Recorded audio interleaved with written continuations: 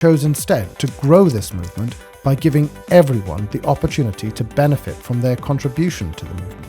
Just like being able to mine Bitcoin in 2008 or 2009, getting early access to mining the Gaju Maru now allows you to mine the greatest number of Gajus and benefit most from being part of this movement. We want to share that with you. We want the whole world to be part of this.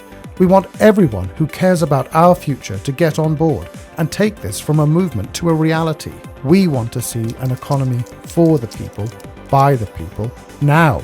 Join us. Put your fingerprints on humanity's story, our history. Be a leader in the economic emancipation of humanity. It's simple.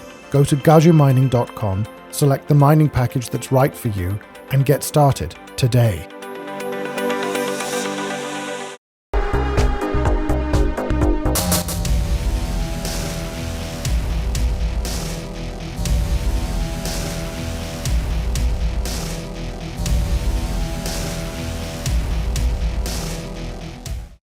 All right, guys, we have David Serpa here, California governor candidate. How you doing, sir? Brother, it's good to see you. I'm doing Great good. to see you, too. Great to see you. For people out there, we did a Blood Money episode with Mr. Serpa. I believe it was like 298 or something. Everybody needs to go watch that. It's a much more in-depth interview than this is going to be. Yeah. Allow me to be crude for a second. I have a question. We've only had so much What sucks most in California that you would attack first? The most important thing that you are like, this needs to be changed in California?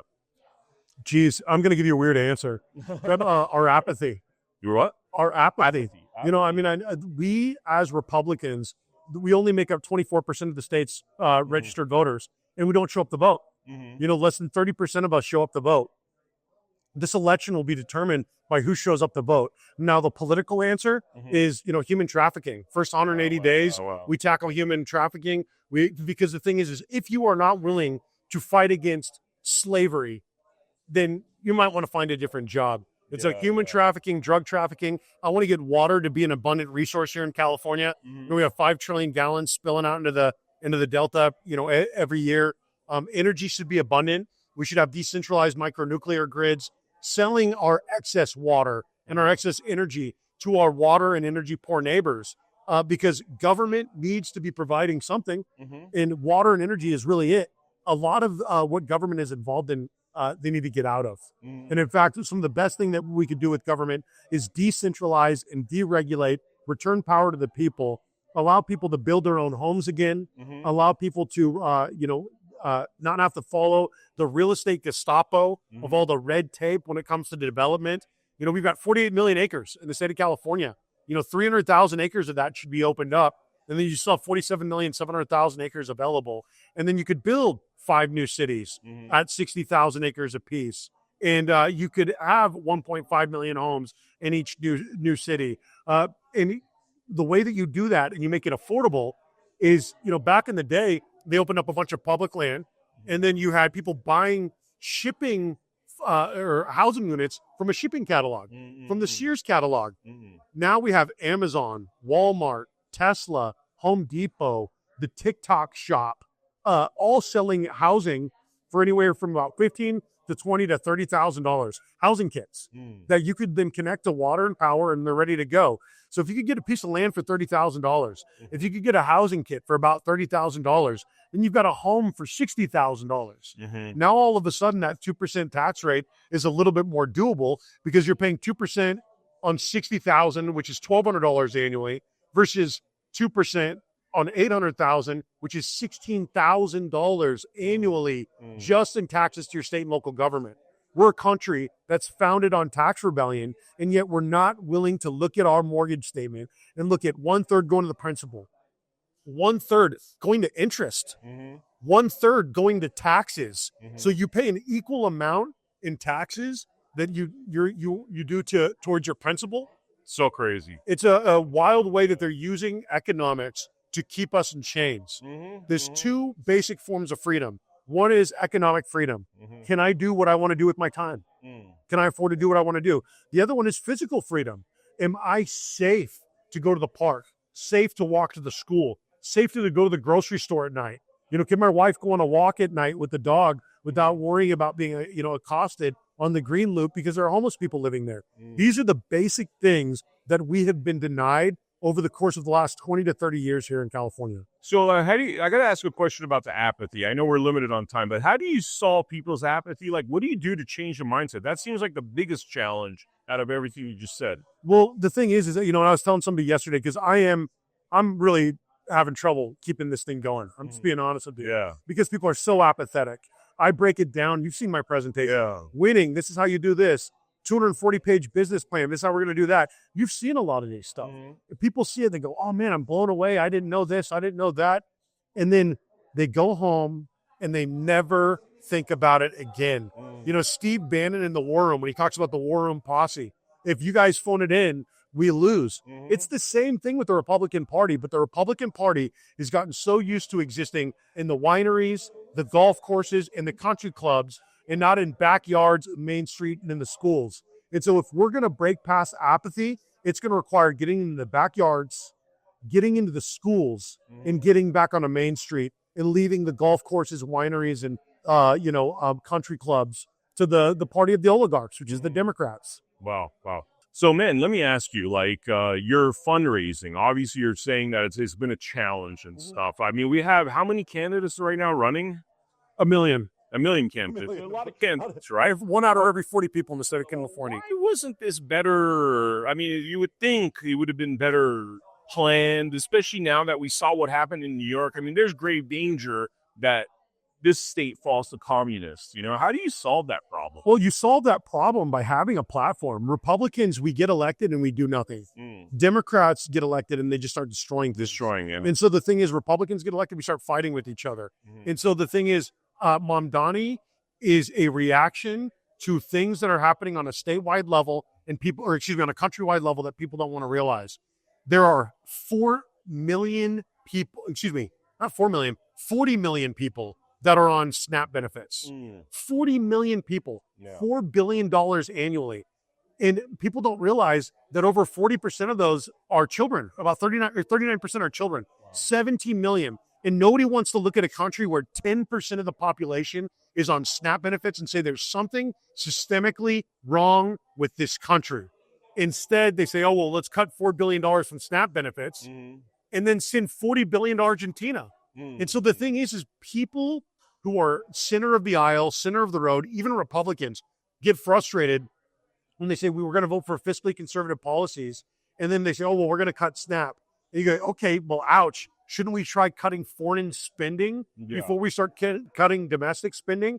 And so MAGA, Make America Great Again, it's essentially a nationalist movement. I am a nationalist. In order for somebody like me to get elected, things are going to have to get bad. Things are going to have to get bad for somebody like me to get elected because people want a diet Republican. They want a diet Democrat. They want a diet politician. They don't want somebody with all the calories and all the flavor and all of the, the controversy to make a real candidacy something that people could sink their teeth into. Because we could win in California if we got on message. But if we keep attacking Americans while funding the rest of the world, while funding Israel, while funding Ukraine, while funding, China and Taiwan, if we continue to spend the way that we're spending internationally while cutting spending domestically, then we're going to see less Republicans getting elected. Wow. You can't be fiscally responsible here while spending a bunch of money everywhere else. I'm disappointed that the Department of Defense, and I'll end on this, has failed 7 consecutive audits. And yet we ballooned the monthly or the annual spending for the Department of Defense to $1 trillion annually. $1 trillion when they failed 7 consecutive audits, unable to account for 61% of 3.5 trillion weapons and assets that are missing throughout the globe. And so how do you lose? I'll see those trillions, man. This is not like quarters. How do you lose trillions? And it's what? The auditing. Where did it go? Correct. And then if you have the audit and then you realize that all this money has been missing, then you have to refer it to an attorney general for prosecution. Because if you were missing 61% of $3.2 trillion, you'd go to jail. They would knock down your door. You would not be long for this earth. They would lock you up. But our government gets to have $24 billion missing going to fight homelessness. They get to build, a few miles of high-speed rail line in none of the 30 stations that were going to be built. no repercussions. No, A lottery let's- money let's that talk was about supposed the- to fix our schools. Yeah. And where did all the lottery money go? Yeah. People need to go to jail. Yeah, this is what I was going to say. Like with the train, the rail system, why hasn't anybody gone to jail? People obviously stole money. What's going on? Yeah, well, people think that the public doesn't have the palate for it. They think that if they actually start putting people in handcuffs, that the public is going to back up, is going to be like, whoa, that's scary. That's authoritarianism. No, that's accountability. That's accountability. And if you're going to run government like a business, there needs to be accountability. Because right now, there's no accountability at the ballot box because our election system, it's not rigged on the day of the election. It's rigged months and months and months ahead of time. Because there was a famous Democrat that said like 150 years ago, I don't care who gets the vote as long as I get to pick the candidates. And that's where we're at. We have a media that picks our candidates for us. We have an establishment in the Republican Party that likes to pick our candidates for us. But the Republican Party is still a place for primaries. Thank God. The Democratic Party is not a place for primaries anymore. We saw that with Bernie twice. And then we saw that with Kamala Harris getting handed the nomination without an election process. So crazy, man. So crazy. It's like there's no rules anymore, but that's why we got to fix this. It's like there's no rules. There's so much dark money that comes into politics, and you could talk about that too. It's one of the reasons why I stay away from money in a lot of ways. I don't want people to fund something that's not going to win, that doesn't have a snowball's chance in hell at winning. Seeding capital is an easy thing to do if you have an action plan, if you've got a team behind you ready to go, and if people believe in the vision. But right now, people don't believe that California can be won, especially the donor class, which is why every one of the other 49 states treats California like it's a piggy bank. They come out here to Silicon Valley. They come out here to, Palm Springs. They come out to Orange County and to Los Angeles County. They fundraise, and then they go to their congressional districts that are more competitive than the districts that we have in California. And all of that money leaves. But the donor class is very hesitant to put a single dollar behind the candidates in California that are Republicans because they've been burned so many times before. Wow. Brother, best of luck. Thank you for running. I appreciate you. Thank you for staying in the race. And I know it's but you got a great message, dude. You got a great message, and I appreciate that you talk about accountability. I appreciate you talk about locking up these criminals. Not a lot of people do. They're scared. They think it's going to sound extreme, but I think that's what the people want. Well, $24 billion, just in homelessness that goes missing. Yeah. People should be locked up. Lots of people should be locked up. And it should be done by the Attorney General. And so we need a really great Attorney General to run. And I've talked to 5 different attorneys in the state of California trying to get them to run. Nobody wants to touch it with the 10 foot. Because they're taking a pay cut, and plus they're going to get attacked. They're you know what I mean? Who wants a headache? That's you make $1.5 million, $2 million a year in your private practice. Who wants to go fight with CEQA and the EPA about development? Yeah. Who wants to go fight with the teachers union about school choice? Who wants to go fight about civil rights and civil liberties because we need to bring back institutions in order to save our streets and save these poor people that are sleeping in the streets in their own filth, addicted to drugs? That's not compassion, the way that we treat homeless people in California. That's not compassion. That's not sympathy. We could do so much better in the greatest state and the greatest country on earth. All right, guys, we are here at this amazing California governor's debate put together by Kim Yeater and her team. Big credit to Kim Yeater and her team, because if you guys see what this thing looks like, it's very professional, very impressive. Sir, you are running for governor. I am. Could you tell us what your name is? My name is Scott Shields. Scott. All right. So, Scott, I think we only have time for a couple of questions, so I'm going to keep this brief. What sucks most about California right now? What is the most horrible thing that you would want to fix first and foremost if you got into office? Well, the number one topic that I'm putting as a priority is to demarxify yourself. So that's the priority in my press release. I've been doing it for over a year in a walking trade show, so to speak, to find out if it's viable and capable of being done well before Mandami and all this. Yeah. We have to fix academia, and we have to realize that the Marxists have control of academia, they have control of advocacy, and they have control of advertising. And so as we attack this campaign, we know their playbook, and we have to be better at it on our end. My background is taking on that type of project. Tell me, what's your background? Well, basically writing assessments all my life with C-suite individuals of different sectors. Okay. And so I've had a blessed life in terms of meeting just really knowledgeable people. I'm I'm knowledgeable, but they're real knowledgeable. There's a big difference, right? So as a project manager or somebody that's leading a team of very knowledgeable people, or going into a boardroom and giving advice to a board who is obviously there for the right reason, right? Been blessed to be around some very, very extraordinary people on 65. So I've been in California for 40 plus years, since 1983. So I do know California pretty well. I know the people. I live up in the San Francisco Bay Area. So I've been in the tech sector. I still am in the tech sector. And Are you like the only non-Marxist up in the? I mean, I joke, but it's well, I'll like tell you what happened. In 2018, I was looking for a few cryptography experts for my company, and a company that I was supporting. And what I found out was a lot of number one, the kids are brilliant. I'm 65. I knew what I knew, but boy, they really are brilliant. yeah. And so what I found out was, in a lot of interviews, that a lot of them are held hostage to the Marxists for promotions, or if they said they're going to be for Trump, or they were Trumpers.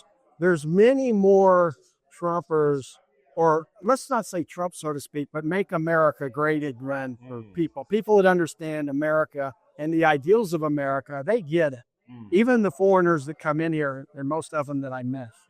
And so I didn't get whistleblowers. That wasn't my goal. I was just trying to recruit in person. Wasn't going to recruit the resumes. I wanted to get to know people because it was a small company, and we weren't going to work on NDAs. We have the same why. Basically going back to the 80s. We get the same why. We go in the garage with a solution, a discovery, and try to build it out. So that takes loyalty. Yeah. Jobs had Wozniak, Gates had Allen. Everybody's got a number two. I had to go find a number two. Wow. And basically, I became the number two because he was so much brighter than me. And he was younger, and I could kind of protect him in the environment. Wow. And guide him. So I do have experience. And so to answer your question, yes, there's a tremendous amount of people who are indoctrinated by what I call the mind virus of atheist Marxism. And so I called some experts in philosophy and history that I had access to, and I said, I need to start a thesis on this, and we need to start writing white papers on this. And so this was a year ago. Wow. So you guys are actually doing you're analyzing it. You're not just saying, okay, this sucks. You're more like, this is the reasons, this is the actual evidence. If you're going to educate somebody or deprogram somebody to critically think on their own, who's indoctrinated, you and I can't tell them. We have to give them facts of what happened, and then inspire them on what we know is the right way. Okay. And so, as my walking trade show last year at a convention, and an independent convention, I'm a nonpartisan candidate or party candidate right now, but my slogan is vote the candidate, not the party. If I end up a Republican, great. If I end up a Democrat, great. If I end up independent, but vote the candidate, whatever your party preference is. And I'm here, and this has been, like you said, Kim. Oh my gosh, this event is fabulous. This is unbelievable. Yeah. Anybody that's been in entertainment before realizes the effort, the time, the talent here. So. Yeah. But to answer that question, the mind virus, what we came up with, to get it simple, is the mind virus of atheist Marxism leads to the societal cancer of communism. So everybody has been saying for over a year in this media, Republicans, everybody, communism doesn't work. It's known. Well, people young don't know. They don't. They weren't don't there. Know. It's crazy, by the way. When I was in high school, they taught this. I graduated in 93. Right. I don't know what happened after that, man. Communism was the big bad boy, and now... Well, I just told you. They got the atheist Marxists got control of academia. And it is all occurred in the late 90s, early 2000s, or... Really, it's decades old. Okay? It's decades old. Most people look at Marxism and say it's a union, it's class, to get fairness for a lower class, a working class, right? No. Most Marxists are industrialists at the top who hire people like this guy, Madavi, who's a Muslim, who you can't be an atheist Marxist and a Muslim unless you're indoctrinated, because atheist Marxism is a religion. It's a belief of non-belief. Yeah. right? Think about this for a moment. This is when I went out there and I really resonated. Yeah. If you're a Christian, do you go to the Jewish temple on Sunday too? Yeah. If you're a Hindu, do you go to the church too? Well, atheist Marxism is the belief of non-belief, and its indoctrination is to eliminate religion. Religionate the spirit that you and I are born with, regardless of what religion you may go to, the teachings, right? That allowed you to find a spirit. Yeah. Right? They can become what we all know they can be now, a theocratic machines, like Islam is in the Middle East. It's a theocratic theocracy, right, of religion. And basically communism ends up a theocratic, atheist, Marxist religion. Wow. It eliminates Tibet, right? Falun Dafa, Christians, Buddhists, Taoists. The only ones that are okay there are the ones that pay the piper. Yeah. If you're not paying what we call the mafia of atheist Marxists, then, you're going to end up. This is the way it works, by the way. Look, I was born and raised here, but my family is Armenian, and they came from the former Soviet republics. And, like I tell people, we've experienced communism. We know what it is. All you're going to do is you're going to be bribing the guys that are in charge. That's all it is. That's it. Like, instead of bribing maybe like now we go to the DMV, now we pay lobbying money. No, it's going to be one central figure that you're going to be bribing to get stuff done, which is the most corrupt society here. And this is why I've been making friends and enemies at the same time. Yeah. And a lot of it is because, just like I say with Muslims and Christians and the Jewish community, if you are of spiritual being and belief, and you're doing financial business with atheists, Marxists, and communists, that's fine. We're in a global world, trade, and I'm a Trump advocate for tariffs. I believe in that fairness, right? But you can't be an advocate of it. Nobody's an advocate of Christianity and Hinduism. Yeah. Nobody's. So you can't be. And so we're breaking that mindset, the virus. And when I say virus, people will say, wait a minute, it's not a virus. No, thoughts are biological. It's a fact. I call my science people. These are facts. This isn't something Scott Shields just threw in the air. Yeah. My job, I believe, is like a football coach.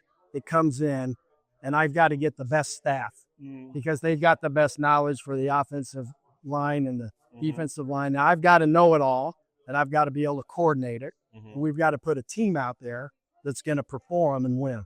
Wow. So I look at this campaign as a sporting event.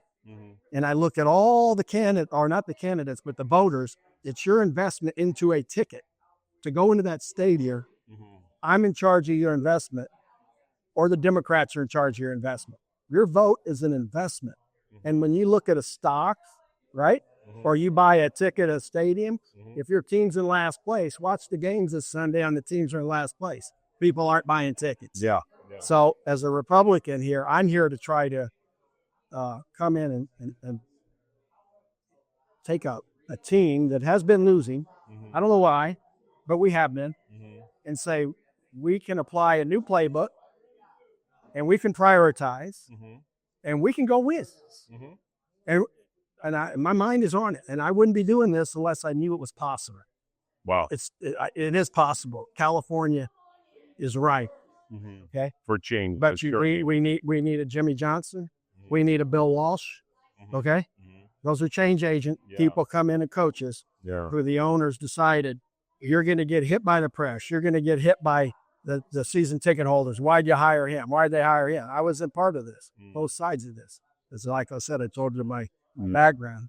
So I've been in sports as well. Wow. And so I saw the environment of what goes on to even owners to have to be strong in their peer group. So whoever the whales are, like whales are the money donors, the Republican Party, I believe they'll get behind somebody that can win. Okay. Money is a problem. Money's a problem for anybody in a campaign. But guess what? Nobody wants to give money to it. Like, who wants to buy the ticket and sit in it? Right?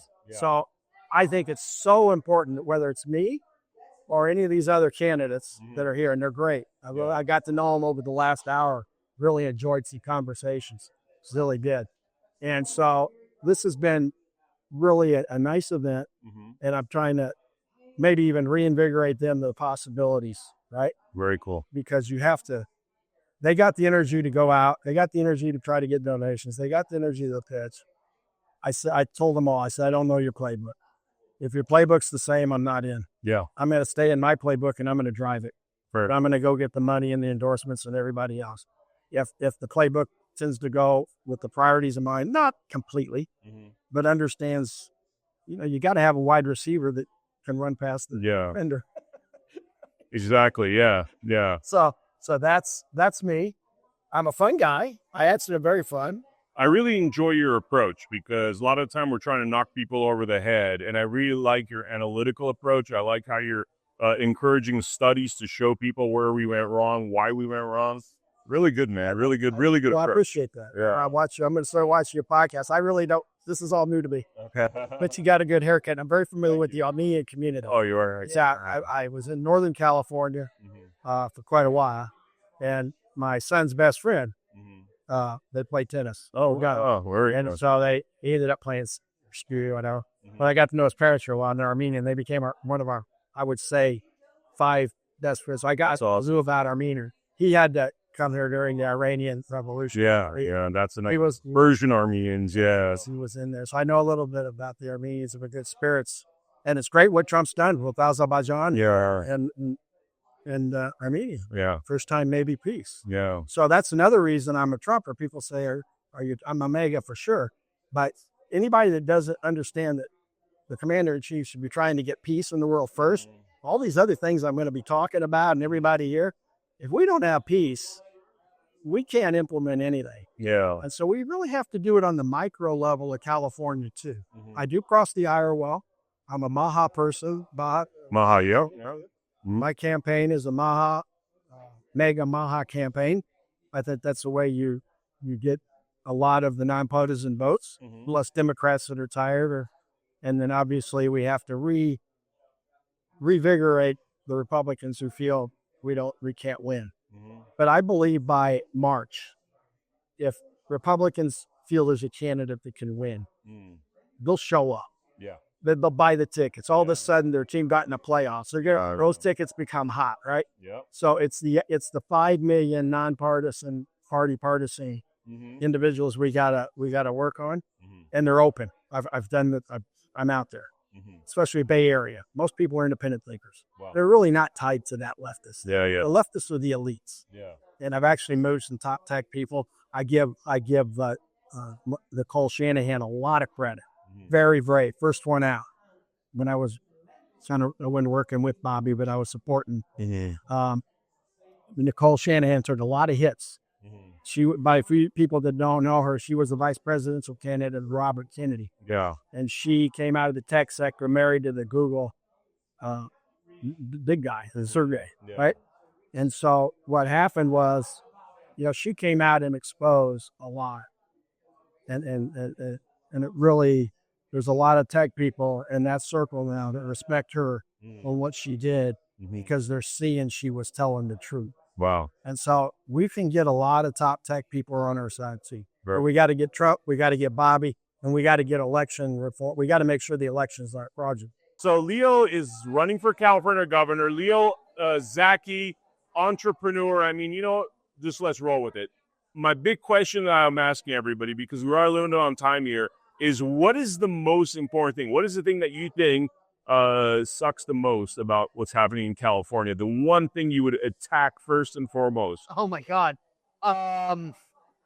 Look, water is the number one issue, but I'd say that we're not coming together as Team California. More importantly, trust me, water is the number one issue, but the fact that we don't have these leaders that are actually trying to do right by all the people, and they have us divided into partisan politics. That's what's killing the state more than anything, because it's you're a Democrat, you're an idiot, you're a Republican, you're a racist, and that's the end of the discussion. Nobody's actually trying to do and talk about what's actually best for everybody in California. And it's not about the party lines. I mean, think about how bad things are here in California. It's unaffordable. The education's in the toilet. We live in a police state here. It's untenable. You can't keep the money you earn. You can't start a business even if you did have money in the first place. You can't afford the food. The rent's out of control. It's just one thing after the next. Then people are fleeing. And so it's about coming together under a leader that wants to do right by everybody and work with the legislature and help cultivate the Team California mentality. Excellent, excellent. Now, in terms of number 2 and 3, next 2 things that you think are very important to address. So, I mean, water is the biggest issue. Like I was saying, we're in a constant state of perpetual man-made drought because we are not utilizing our resources efficiently. We have been approved for desal, but regulatory bodies like the Coastal Commission flock that.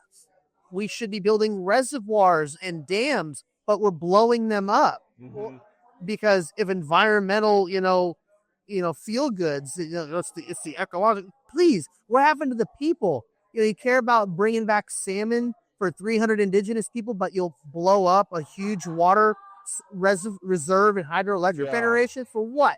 I mean, what about the rest of us? Don't you care about the people? And our farmers need that water so they can grow the crops at scale because they're not getting the water that they need to survive. And so the small mom and pop farmers that have been operating for 5, 6, 7 generations or 4 like mine, we get crushed under the weight and we have to sell. And then a big conglomerate comes in and buys the land and then rips all the stuff out just to take the water and use it on their crops elsewhere.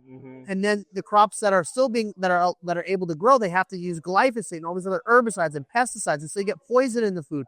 You can have abundant, cheap water that supplies all our farmers, that's cheap for our utility bills, that we can build out so much that fighting fires becomes a thing of the past. But most importantly, we can export it to create an additional revenue stream to bring money into the state that's not from your tax-paying dollars. When you think about it, 50% of your money is taxed in the state, 35% to the federal government, 14.9% to the state, and that's before we get to other taxes, right? Out the gate, you work 40 hours this week, guess what? Government just took 20. That's unacceptable.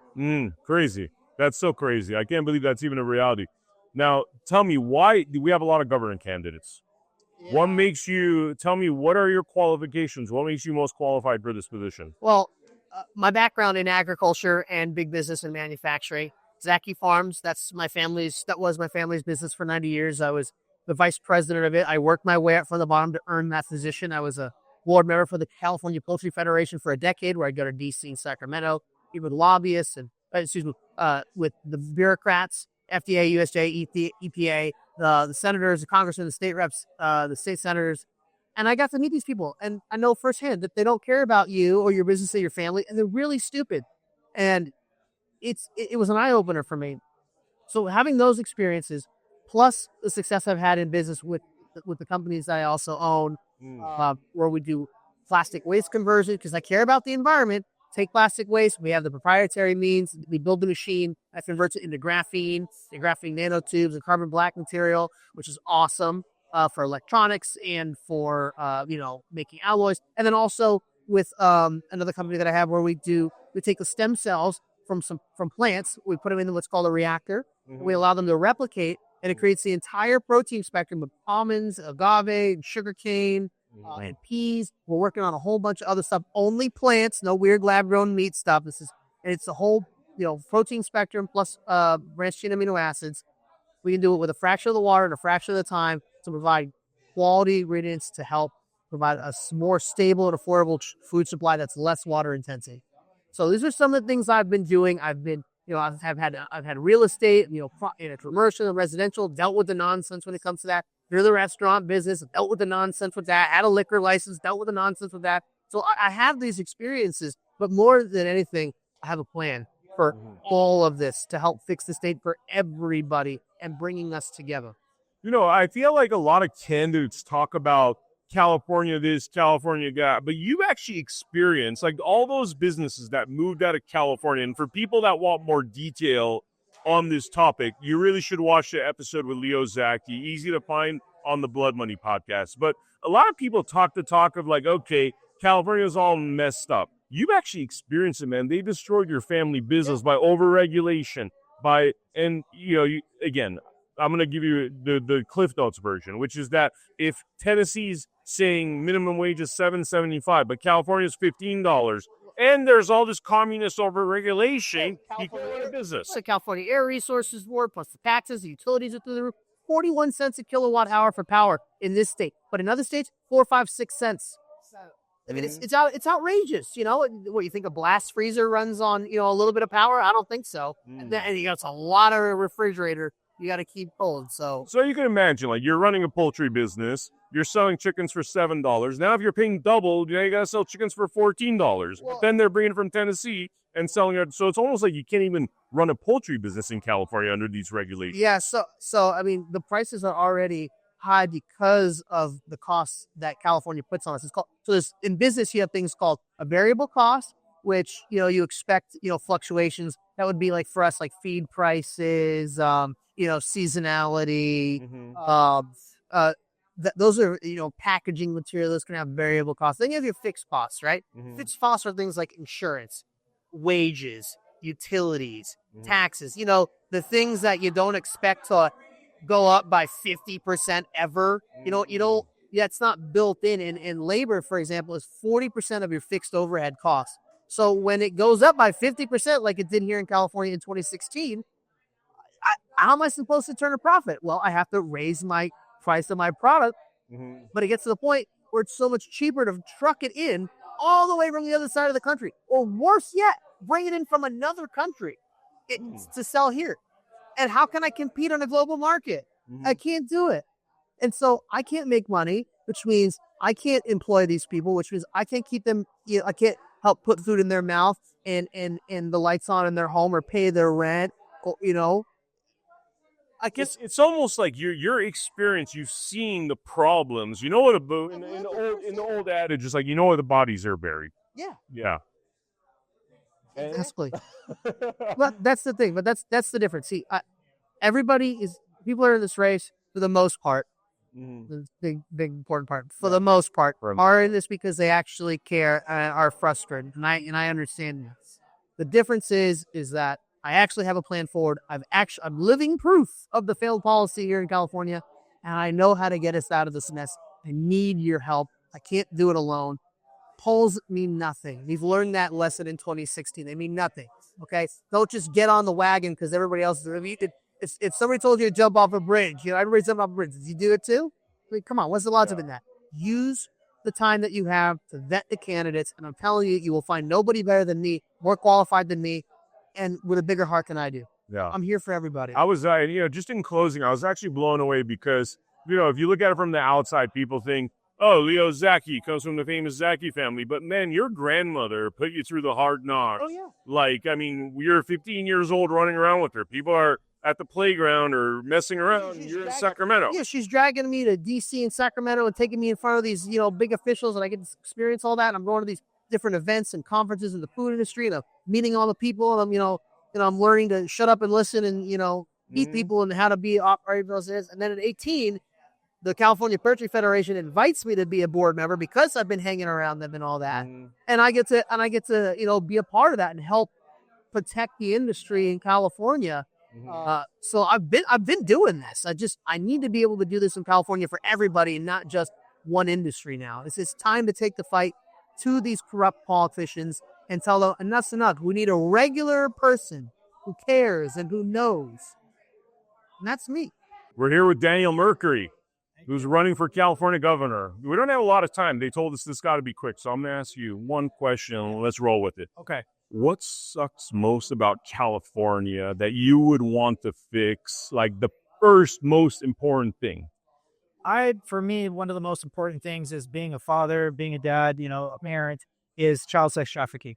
I'm really exhausted with, you know, the indoctrination with our children, the egregious laws that protect, you know, the predator and not the victim. We're criminalizing the victim and victimizing the criminal. And, you know, everything is backwards in the state of California, and our children are being exploited top notch, bar none in any other state. And it begs the question, why are our legislators and why are executives and chief executives of the counties not enforcing to ensure that we protect, you know, our future posterity? Why are they not engaging to ensure that the innocence, the most of the innocence of us, is highly protected? And yet, for whatever reason, when I do my research, it's because there's profits to be made, right? When it comes to child sex trafficking, it's over $150 billion underground industry when they put it together. So it's something that they want to perpetuate. It's this vicious cycle to keep something going because, well, you know, it tells you that we have a lot of vile, evil people in our hiding behind the walls of our government institutions. Mm-hmm. And it begs the question is how did we get here? And what are we going to do about it? And really, in part, it's an abrogation to the laws of nature and nature's God, meaning that when a new life is formed under the laws of nature of XXXY chromosomes, right? That life in the womb has rights. It is government's responsibility to ensure that life prevails. And when life is being diminished, life is being exploited, when the education of our youth is being indoctrinated to hate their own country, to hate their own flag, to hate the people who have gone to protect this. We're in a backward government that is utterly trying to destroy this nation through Marxism by way of what's called Fabianism, meaning communism wants to destroy everything. But Fabianism wants to do it in a softer approach by way through your legislation, which is what they did back in the day to ensure that communism was still achieved, but it was achieved through a softer approach through buyouts. And of course, what do we call it today? Well, today it's called lobbying. But that's actually, it goes against the Constitution under the emolument clause. What's emolument? Emolument is when somebody comes in and makes you a nice wealth of money, or makes you a deal, says they're going to contribute to your campaign. All these things are going to make sure you maintain the income, you're going to retain your seat. Well, they changed the language to change perception, and they called it lobbying. And so what they're doing now is they're trying to change the language to change perception by saying, we don't want to call these perverts, we don't want to call them pedophiles. We don't want to call them perverts. We want to call them maps. You're an attractive person. That's changing the language to change your perception. It's like lobbying is bribery, just a nicer sounding word through words, and a lot of people fall for it, unfortunately. So it's a disruption to linguistical canons, and this is why I tell people, once you figure this out, at least it's the way I did, then you understand whose purpose is subverting and engaging, really just engaging in evil. For me, it's sickening that they would even pass a law to permit the pervasiveness between an adult and a minor. They split words here in California, right? California is, if you're a child, it's 11 and under. If you're a minor, it's 12 to 17, and then 18, you're an adult. And then they split this where they say human trafficking up to 16. Wait a second. What about the 17-year-old? What, it's just because they're too close? And, there's all these stories coming about girls that were trafficked, that got into pornography, that then regretted. Now they're having kids, and they say we're groomed at that age. So it's a grooming age, as long as you're under it. And not to mention, Santa Monica, around Ocean Parkway, is one of the heaviest areas where there are a huge amount of child sex trafficking victims who are actually working the streets. Problem is local law enforcement, LAPD, can't do anything about it because of local ordinances and policies that all they can really do in part, and I don't have all the details on this, but they can hand them the phone and they can say, call who you need to call to come get you. And then from there, they can help. But a lot of times these victims are so frightened that who do they think they call? They call Aaron. They call the trafficker. They call the person who basically, ripped them away from their home and put them in that situation. And our local law enforcement cannot do anything because certain ordinances and certain policies of that county permits it. But you don't hear about this. Candidates hear about this because, we're trying to find the solutions to the corruption and to the problems. And so everything gets confounded. So a lot of people say, well, what are you going to do? I'm like, this is the point where I tell people, I stand on ensuring that prison is the solution to corrupt representative. If you do anything less, then there's a problem, right? And this is what I stand on, because they have a duty to their oaths. Right now, they're engaging in criminal misconduct. You don't know about it, right? If you don't know the law, well, there's no law. And if you don't know your rights, you have no rights. And they placate on you. They placate on you, yeah. Man, I go, just for the viewers, I interviewed you 2-3 months ago, and the thing that I found very impressive about you is that your understanding of the laws and the Constitution. I mean, not many, it's almost like you shouldn't run for office unless you had a Daniel Mercuri level of understanding of it, because they don't, I'm not going to talk about my story. Everybody knows, but it's like they need to understand the laws. They need to understand the Constitution, and that basic is not done. Why is it? Well, why is that if you become a sheriff, if you become a politician, why isn't it that the first thing you're handed is a Constitution? I already know the answer, but you're not handed the Constitution and being like, yo, that's your Bible right there. That is your Bible. The Constitution is the definition to the limitation powers. You can't use the Constitution to grant yourself more charge. Yeah. It doesn't work like that, right? But yet that's what they do. Or we get a lot of chief executives that engage in selected law enforcement. Well, now you're picking and choosing what you're going to do because it doesn't fit a current narrative, right? Well, then you just violated what you swore to protect. Like, it's the ignorance. But here's the thing. When people don't know this, right, they see what's on the news and they engage in, or they're being forced to listen to propaganda, right? When you look at I think it's the Smith-Mundt Modernization Act, you'll notice that allowed for our own government to engage in propaganda. So now when people see this, they don't really know the differences between up and down. I mean, who has time to sit there and really spend hours reading the laws? Our current legislative body drafts between 2,000 and 5,000 bills. Do we even need all that stuff? No, That just feels like it's a waste. It's like you're putting laws on top of the Constitution to really take away from the Constitution. And they're not even in alignment. That's the thing. So they sign into 1,000 of them a year. That's not to your benefit. It's not. No, it's to their benefit. They're creating businesses. They're creating revenue streams. We put these people in office. Yeah. What are they doing? Right? And this is where it requires us to become educational, to educate ourselves, to educate other people, and to take back what already rightfully belongs to be the people. Yeah. That's that. It's really that simple. Yeah. Guys, Blood Money episode 302 was, I think, the one that we did. We're going to do more of them, but everybody needs to go watch that because just his understanding of the laws is so essential. And, you're like, I highly respect you.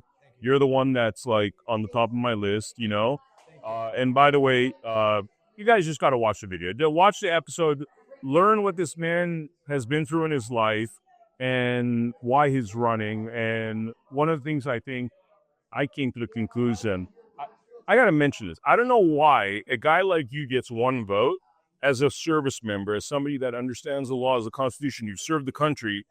And then the guy that wants free stuff in New York gets the same vote. That, to me, I'm all for voting, but something seems off with that, man, because I don't know. I feel like we're voting in people that don't understand the laws, and that is a dangerous place in our country. But Ryan, how you doing, sir? Doing good, man. Good seeing you. Great having you here, man. So you announced that you're running for governor recently. I did. Okay.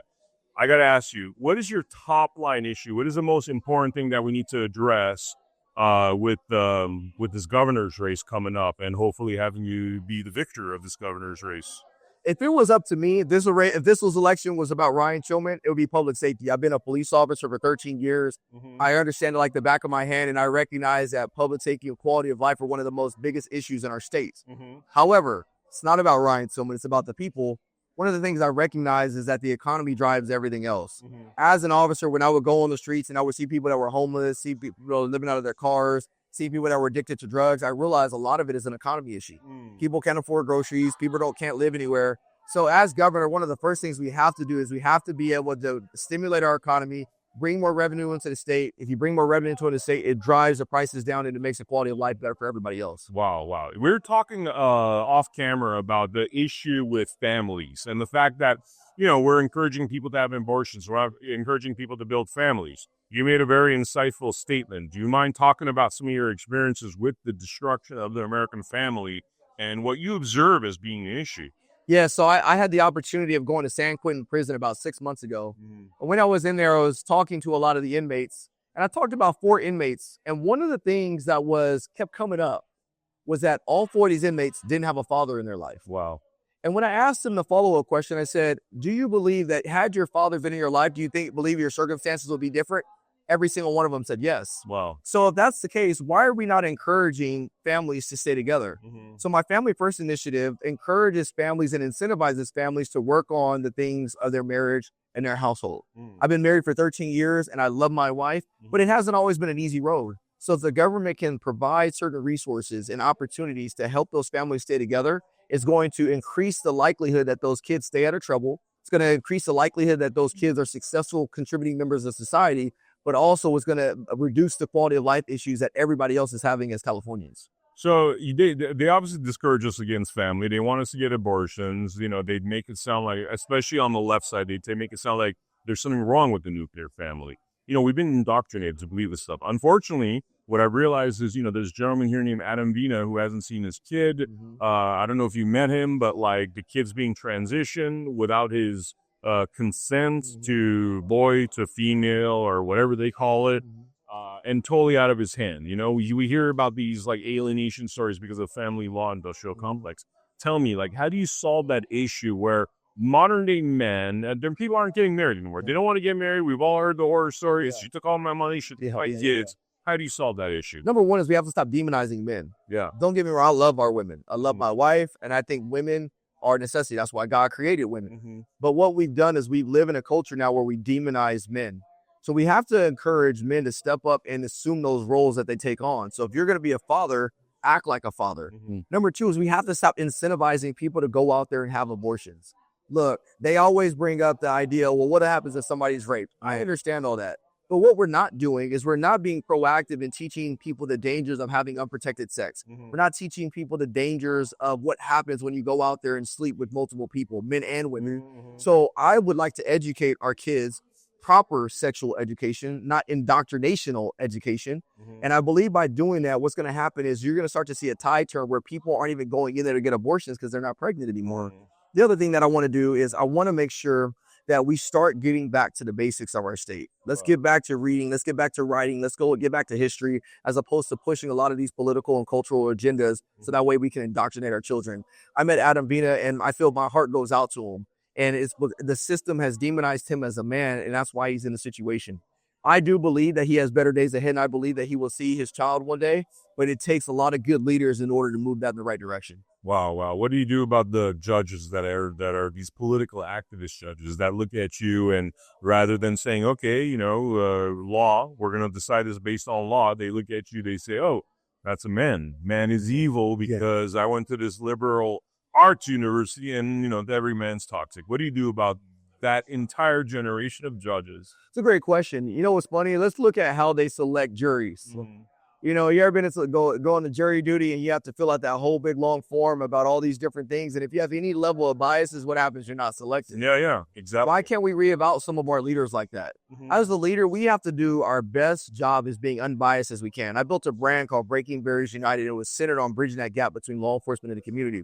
The only reason I've been remotely successful in doing so is because I have to call balls and strikes. A lot of our judges are biased. They're very biased, and they don't call balls and strikes. They only call what fits their initiative. So we have to create parameters and methods in place that can look at who is going to be the most unbiased official that we can put in this place that can see both sides of it and call it the way it should be. Wow, amazing. So you're talking about actually testing them. There's a lot of, because they take these judges, they give them 1 month of, and I don't even know what you learn in 1 month. They give them 1 month of training. It's not like you're going to learn the Constitution. A lot of them don't even know the Constitution, especially in family law. It's like they ignore it completely. Like there's no life, liberty, pursuit of happiness in family law, unfortunately. It's one thing to be able to pass because you know the information, but it's another thing to actually be a good human being. And I think sometimes we miss the latter. Wow. There's a lot of good educated people out there, but unfortunately they don't possess common sense, or unfortunately they're not doing what's right for the best, for what's best of that person. So I think that it requires a dual qualification to say, yeah, you qualified on paper, but are you the one that's best fit to serve our community because you're able to see both sides of the equation without forming a bias? Excellent. Now, got to ask you about your skill sets. Do you have a very special skill set that when we first met in Sacramento, you were telling me that you do a certain job that you think would be very helpful, a skill set to have as governor? Tell us a little bit about that. Yeah, so I believe one of my skill sets is being able to be a leader and identify talent. I think last year when we watched our national presidential election, I think we got it right there. You saw a lot of different candidates pulling together, and eventually they all basically came behind one man. And so it's my job as a leader to find the right people with the talent, put them all in a position to win. Wow. Awesome. All right, guys, we are here at the California Governor's Debate with Leo Naranjo, the fourth. Yes, sir. First. The fourth. Wow, the fourth. Awesome. Sir, one question I've been asking, because this is kind of like a speed dating thing. They want to move as quick.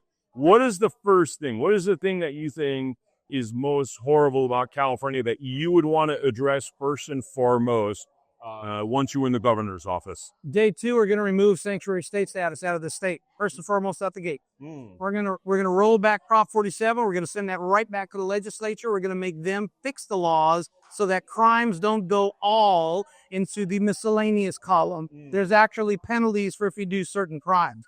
The next thing I'm going to do is I'm going to forewarn the legislature this.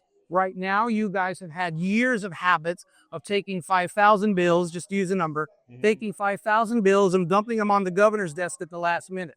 I'm going to let you know now. You're going to do that to me one time. Because what's going to happen is the day that they're due, 5 minutes before the end of the evening, all 5,000 are going to be vetoed in mass. I don't care if they're good bills, bad bills, indifferent bills. They're going to be vetoed in mass, and they're going to send right back to you. If you want to challenge the veto, knock yourselves out. Why? Why? Why veto them? Why veto them? Because the legislature has an entire year to pass bills so that people can go through them and make sure they know what they're signing. The days of the rubber stamp, we let the time go by, it automatically becomes law. This is how the doofy bills that are getting passed right now are getting passed. While the governor's pretending to be president, the legislature's going crazy. That's what they're doing in mass. And the other thing I want to get rid of, and thank you for bringing up the topic, gut and amend. So I don't want to see bills come across to the governor's desk that say we're here to save kids, but inside the bill we've removed those portions of saving the children, and instead we want to grow more marijuana farms, and then we pass it off as a different bill. We need to stop that process of gut and amend, and I'm going to work with the legislature to do it, and I'm also going to work in trying to force it to be done correctly. But if you want to pass the bills and you want them signed correctly, start taking that year that you have to do it adequately and send them over rationally, but you're not going to paper dump 5,000 on my desk, go home to celebrate your vacation and think I'm just going to let them roll in and hurt the citizen. In mass, vetoed. That'll be a one-time shot they do, and they'll fix it from that point. Wow. Okay, so let's talk a little bit about your experience, because you have quite a bit of experience. What qualifies you for the governor's position more so than anybody else? 15 years retired service. That was retired out of the Army. Finance was my specialty in there. I became what today's language would be referred to as a GOAT, utilizing the Army payroll system. When it came to finding money, I could take in a room like we have right now, figure like it's a club with the lights, the music, and loud pounding. It only took 3 words for me to pick up on a soldier that was about 40 feet away from me. Fraud, overpaid, or what rank he was. 6 months later, that person ended up owing the government $2,000 because I dug him out of the woodwork. Wow. Can I find money? Yes, I can find money. Can I find air? I can do that as well. I've also been in the franchise task board for 4 years. I've been with the County of Sacramento welfare system for 11 years. So if you want to talk SNAP benefits and what they've been doing with that program in California, we can have that discussion. But I can almost assure you there are folks who don't want you to know what I know on how they used to run it. I was also in 6 years with the Bureau of Reclamation. So when we start talking about water issues, we have to bring in the feds, we have to sit down with state, and then we have to find out from the farmers and those impacted, why isn't that water being delivered, get that fixed and resolved, and then we move through. Wow. What makes you qualified to work with, you're working with a lot of people. You're going to deal with like a lot of Democrats that aren't going to be necessarily into the idea of helping your agenda. What do you do? How do you work with these people? I've had the ability to work while I was a union rep with hostile management, hostile legislatures, hostile union members, and yes, even some hostile coworkers on trying to put forth something that was beneficial for the workforce and the working environment as a whole. How do I do that? You have to stay steadfast in what you're trying to do. You have to get those folks to understand what it is you're trying to do, and you just keep going at it. You want to have conversations, we'll have the conversation to talk. I can see and understand 2 different viewpoints, but at the end of the day, the governor makes the decision, not the unelected bureaucrats that we're allowing to make decisions for today. Excellent. Is there anything we didn't talk about that you want to mention before we wrap it up? Offhand, there's nothing that really comes to mind at the moment. We're getting slammed left and right. I will say this, however, first and foremost, I'm running for the citizens of this state. I want folks to understand and know that's probably the only candidate on the trail right now of any party that's trying to run first and foremost for you, the citizens of this state, not another country's citizens, California citizens, and we're going to start putting them first as opposed to the what they always like to say, stakeholders. Who the hell are they? If it's not the citizen, then that conversation is thrown out. Wow. Excellent. How's your campaign going, by the way? Campaign is moving forward. I got today, after the first go-around on the candidate debate and the interview, there's a lot of people who are now looking at me in a completely different limelight. Comcast are being made. By the way, it's 5 days ago. I got to mention this. 5 days. Was it 5 days ago or a week ago? Or About 3 days. About 4 days. 4 days. Very recently. We did an interview, and I got to say, man, By the way. I was like really surprised. Well, that's how we roll, you know? But I got to say, I was really surprised, man. The way you were able to answer the questions with such fluidity, without like, it felt like a machine gun fire. And that's kind of what I want to hear. I want to hear somebody that's confident, that knows how to do the job. I was very impressed by the work you did with social services. I was really impressed by the work you did with changing people's lives and attitudes from this kind of like, oh, I'm a loser, I'm desperate, whatever. You know, please, everyone out there, you should watch. I believe it was Blood Money episode 308 or 309. You guys got to watch that. I appreciate you, man. I appreciate you for running. Let me leave this with you. Yeah. I last night, my wife was getting ready for bed, and I was still outside with my mom. We're enjoying it. Well, she wasn't getting ready for bed, getting ready to go to dinner. And we were getting ready to take off for dinner. There's a young lady sitting out by the fire pit in the pool. We ended up in conversation, and it turns out that I knew her online from contacts with our associated group. And she's here today at this governor debate. Wow. And so I asked her, I said, well, what brought you out here? You know, hey, what inspired you to come out here? She said, you did.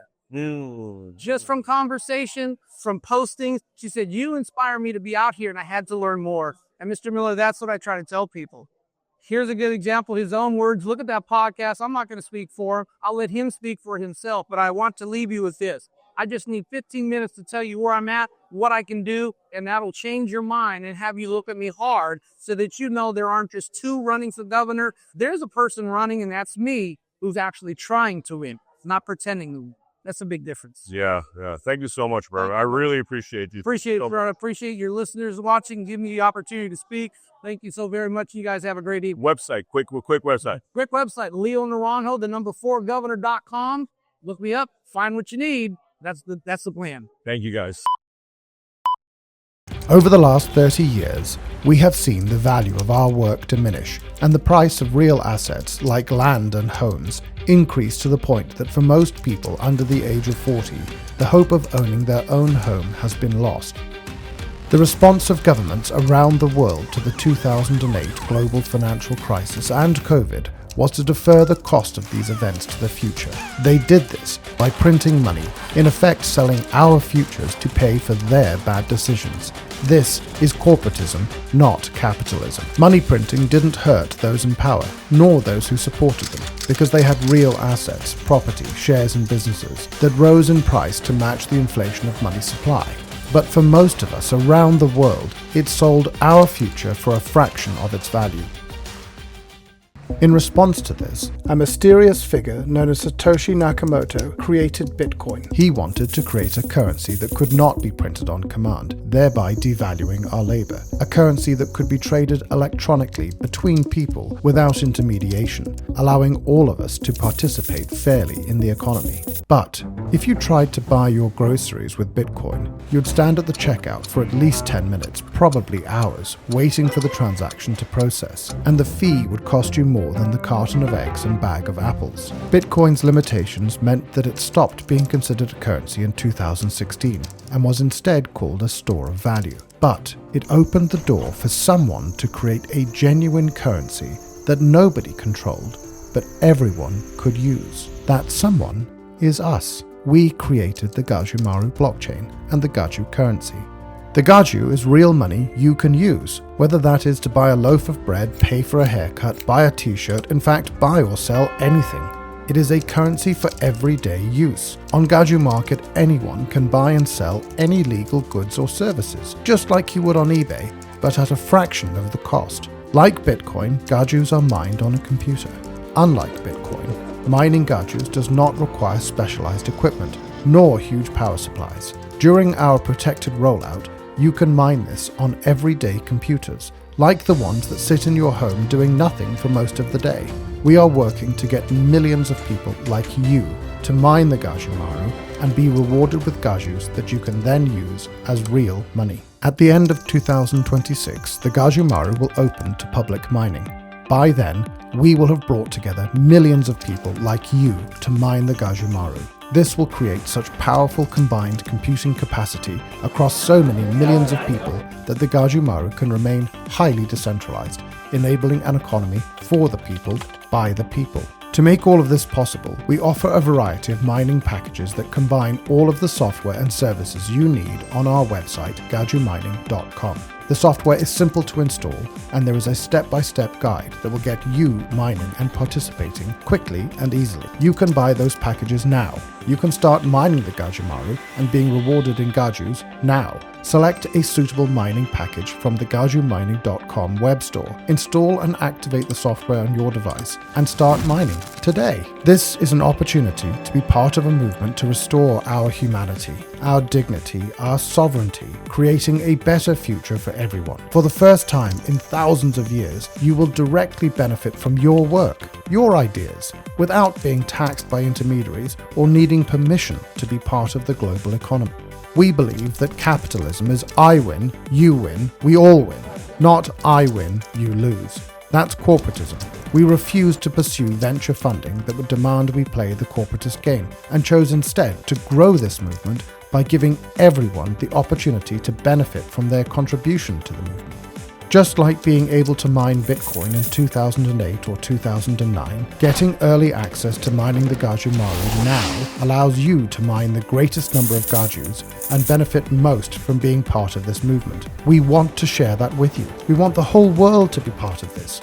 We want everyone who cares about our future to get on board and take this from a movement to a reality. We want to see an economy for the people, by the people, now. Join us. Put your fingerprints on humanity's story, our history. Be a leader in the economic emancipation of humanity. It's simple. Go to gajumining.com, select the mining package that's right for you, and get started today.